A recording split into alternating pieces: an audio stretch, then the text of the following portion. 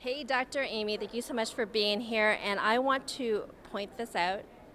I thought that was real gold, but it's not real gold, though, right?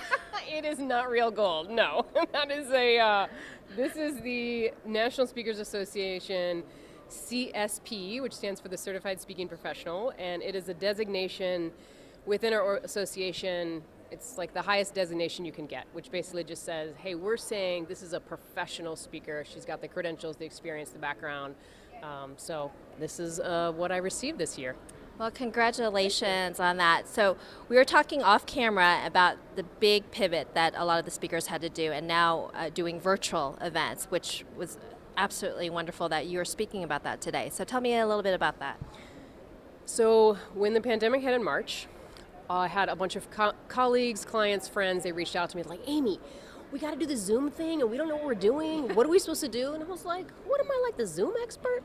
And then I realized like, oh, I kind of do know about this stuff. So I started teaching people, not like Zoom 101, I mean, everyone can figure that out pretty quickly, but how do you do it well? How do you do it in a way that's like engaging and meaningful and interactive? And so I've been teaching that since the pandemic hit, and I've actually had a blast with it. I'm like one of those weirdos that kind of likes the virtual, and it's not going away. Even though we're getting back into person, we're going to keep doing virtual work more than we probably ever have. So that's kind of a bummer for me because that means I can't wear pajama pants. I know, right? It's like the first time I've worn shoes in a long time. That's so truthful. But although it's been wonderful, right, getting back in person. It is. So let's talk about really embracing change, because you are helping so many people. Well, they've been forced to change, but seeing how people have overcome this, like what's been the thought process over it?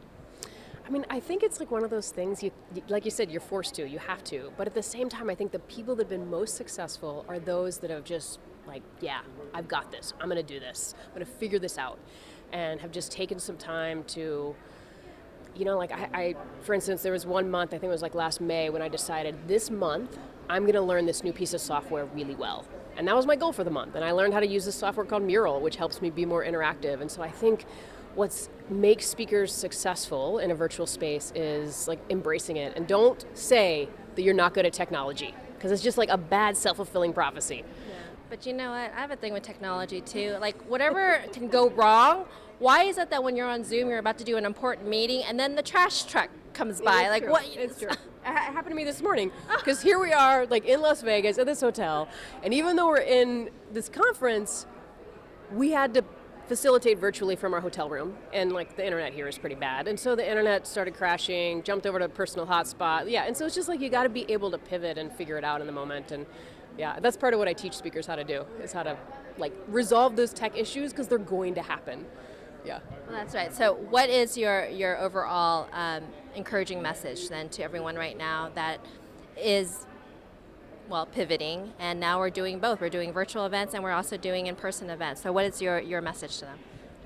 I would say embrace it, and like embrace it.